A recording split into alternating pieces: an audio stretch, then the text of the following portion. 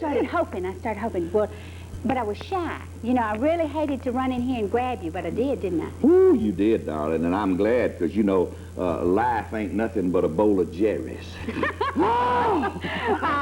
told me you had something. Well, that's right.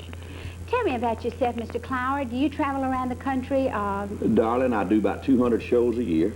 I do 26 TV shows a year, Nashville on the road. I tape them with Jim Ed Brown and Helen Cornelius and Wendy Holcomb. We're fixing to tape 13 at St. Simon's Island down in South Georgia. I have to do 20 performances a year of the world-famous Grand Ole Opry in order to stay a regular member. And in the meantime, I do package shows with Conway Twitty and Loretta Lynn, and then occasionally I'll do something by myself. And I'm the most diversified performer in the world. The Lord has blessed me. I may be with Conway Twitty and Loretta Lynn one night before 17,000 people, and in Selma, Alabama the next night, eating barbecue with 700 cotton farmers. So there's not many performers get to do that. Right. And the reason I'm in Selma, Alabama, is I do commercials for a cotton insecticide called Ambush. Helena Chemical distributes Ambush, and they have brought me to town, and that's why I'm in town, and that's why you was able to catch me. But, oh, had a great time, good barbecue, them farmers was there, and it's always good to come to Selma. And you like people? I love people. That's my business, is people. And I believe everybody ought to be walking around giggling and laughing and grinning. I agree. Oh, every morning when I get up, first thing I do, I say, Lord, I'm on your side.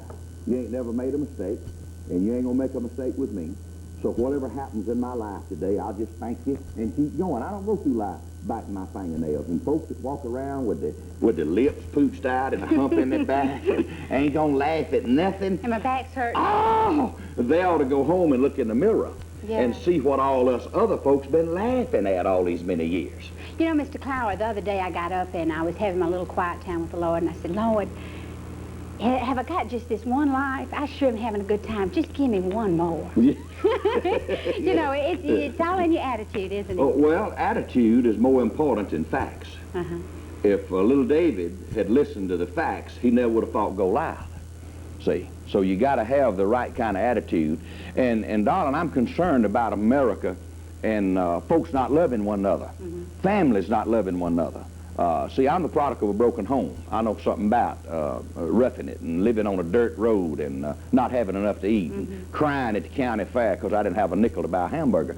But I had that bulldog hang on for everishness, and I had a mama what loved me, see, and I made it. And I'm glad none of them old sociologists found me, because had they found me in that shotgun house poor, they'd have probably convinced me that due to my environment, I'd never amount to nothing. You're right about that. That's the way people are, aren't they? That's right. What do you value most at this time in your life?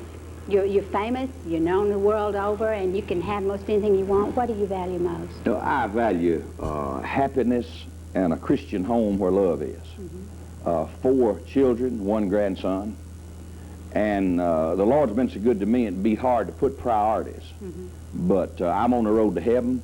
I don't go through life biting my fingernails. I have 8 records, all of them made the charts. I'm the #1 country comic in America. I've gotten that award 6 years in a row. Ain't nobody ever done that but me. And so why shouldn't I be happy? Why should I be sour and not grinning? But the greatest thing in my life is the inner peace. That I'm happy.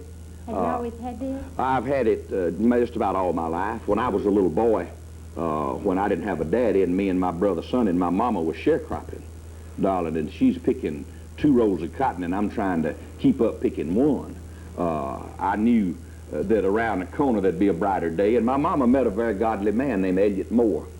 He was my stepfather, and he raised me. He was my daddy for 40 years.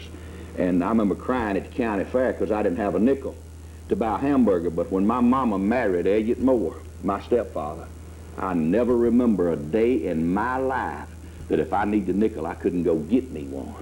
And that's wonderful. But now, my wife, we've been married 31 years.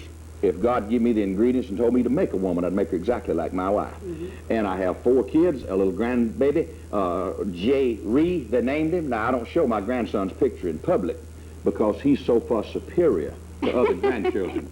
I don't want to make people feel bad. But I got a bunch of friends where I go, Gomer Sims, Selma, Alabama. I called Gomer Sims in the middle of the night. He'd come get me. Or if I was here and hungry, he'd feed me. Yeah, Coach Gomer Sims, she in Selma, Alabama. It's He's Selma, world Alabama, famous. He thinks when he dies, he's going to go up and live with Bad Brian. Yeah, he does. Tell me something. Do you ever have to rest? You Darling, seem like you've got just tremendous energy. well, I do. I get in low gear when I get where I'm going. Like when I get through with this interview, I'm going to go to a hotel and I'm going to hide a while. I'm just going to sit there, I'm going to read the paper. I may watch a gun smoke, you know, one of them reruns or something. Yeah, I love it. Yeah. And I just kind of be like an old possum, just kind of sub for a while and rest. But when I'm out with the folks, I'm Geri Clower. I get it on. I ain't never late to nothing. I'm on time. About that. You know, a lot of times, me personally, I love a crowd, I love people, but I have to have that time away. I don't like to do nothing by myself. I really don't. And I hunt up folks to visit if I'm by myself. I fish with other folks. I hunt with other folks.